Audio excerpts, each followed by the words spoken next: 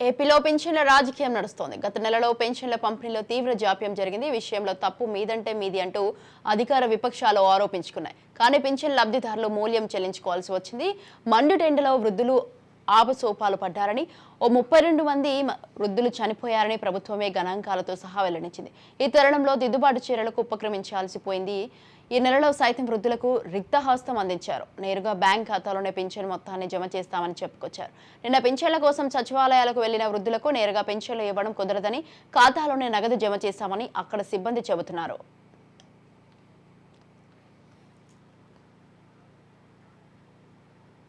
April మాదిరిగా మేలో పెన్షన్ల పంపిణీ ఆలస్యం అవ్వకూడదని సచివాలయ సిబ్బందితో పాటు పంచాయతీరాజ్ సాఫ్ట్తో పెన్షన్ల పంపిణీ చేయాలని చంద్రబాబు, పవన్ ఎన్నికల కమిషన్కు ప్రత్యేక విజ్ఞప్తి చేశారు.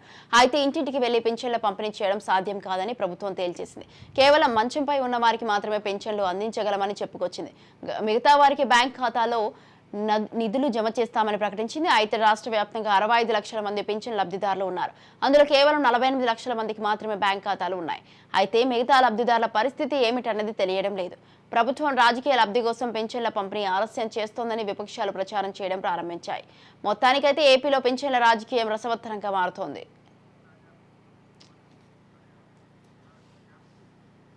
రైట్, ఈ విషయంపై పూర్తి సమాచారం అందించడానికి మా ప్రతినిధి రమేష్ ఫోన్ లైన్ లో ఉన్నారు. రమేష్,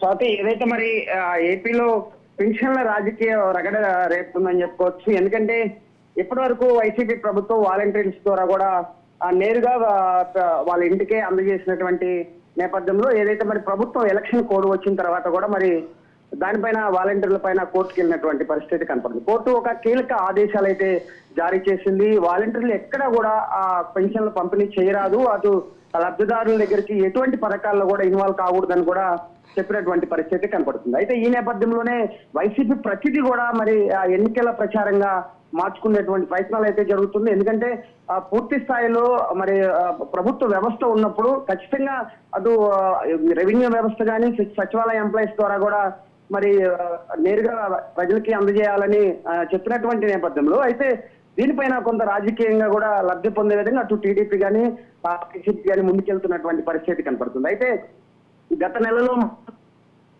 పెన్షన్ వ్యవహారంలో చాలా ముదిరిపోయినటువంటి పరిస్థితి కనపడుతుంది. మరి ఏదైతే మరి వృద్ధులు ఎండలో మంచాల్లో వేసుకొని వచ్చినటువంటి నేపథ్యంలో అది కూడా టీడీపీ పైన వేసినటువంటి పరిస్థితి కనపడుతుంది. అయితే ఇప్పుడు ప్రస్తుతం రాష్ట్రంలో పూర్తి స్థాయిలో అకౌంట్స్ ద్వారా కూడా ఇవ్వాలని కూడా రాష్ట్ర ప్రభుత్వం నిర్ణయించినటువంటి నేపథ్యంలో ఇప్పటికే ఆ లిస్టు పూర్తయినటువంటి పరిస్థితి కనపడుతుంది. అకౌంట్ లో వేయాల్సినటువంటి లిస్ట్ కానీ అటు నేరుగా ఇంటికి అందజేయాల్సినటువంటి లిస్ట్ కూడా ప్రభుత్వ అధికారులకు ఇప్పటికే ఆదేశాలు అయితే జారీ చేసినటువంటి పరిస్థితి కనపడుతుంది.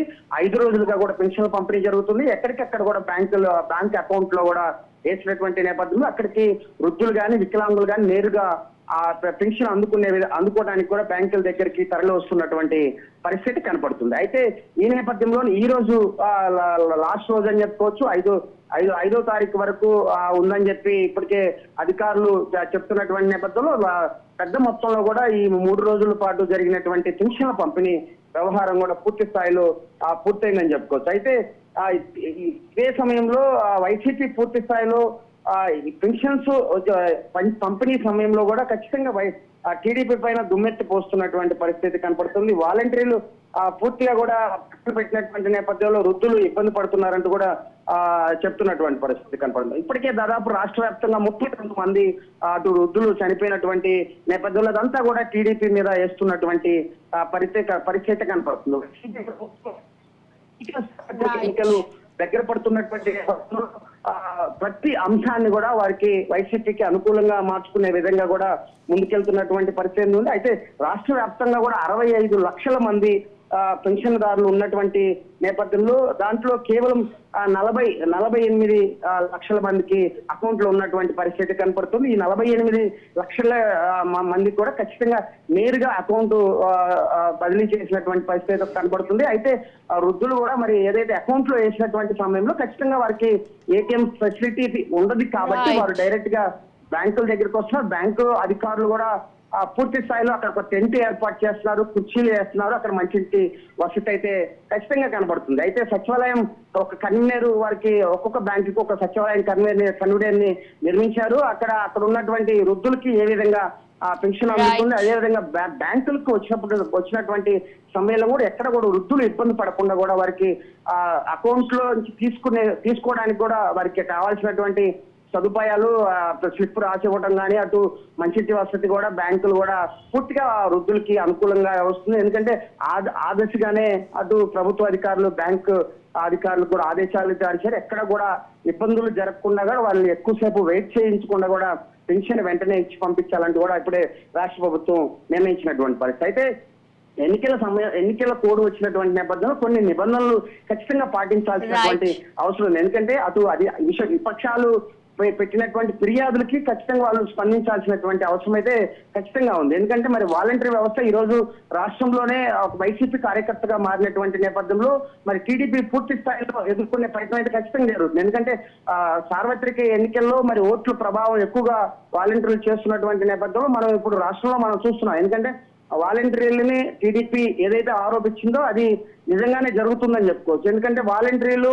పూర్తి స్థాయిలో వైసీపీ కార్యకర్త అని చెప్తున్నప్పటికీ ఈ రోజు మరి కోర్టు నిబంధనలు ఎక్కడ కూడా ఇన్వాల్వ్ అవ్వకూడదు అనేటువంటి నేపథ్యంలో కూడా ఏకంగా రాజీనామా చేసి కార్యకర్తగా మరి జెండా కప్పుకొని వైసీపీలో పనిచేస్తున్నటువంటి పరిస్థితి కనపడుతుంది. ఇప్పుడు మొత్తం వైసీపీకి సంబంధించినటువంటి అభ్యర్థులు మొత్తం కూడా బూత్ ఏజెంట్లు అటు కన్వీనర్లు కూడా పక్కన పెట్టి ఈ రోజు వాలంటీర్ వ్యవస్థ ద్వారా కూడా మరి ఎన్నికల్లో నడిపిస్తున్నటువంటి పరిస్థితి కనపడుతుంది. ఒక్కొక్క ఏరియాలో ఒక్కొక్క టీము వాలంటీర్లు పంపించి ఈ రోజు ఎలక్షన్ చేస్తున్నటువంటి పరిస్థితి కనపడుతుంది. వైసీపీలో ఉన్న ముఖ్య నేతలు కూడా ఈ రోజు విమర్శలు చేస్తున్నటువంటి పరిస్థితి కనపడుతుంది.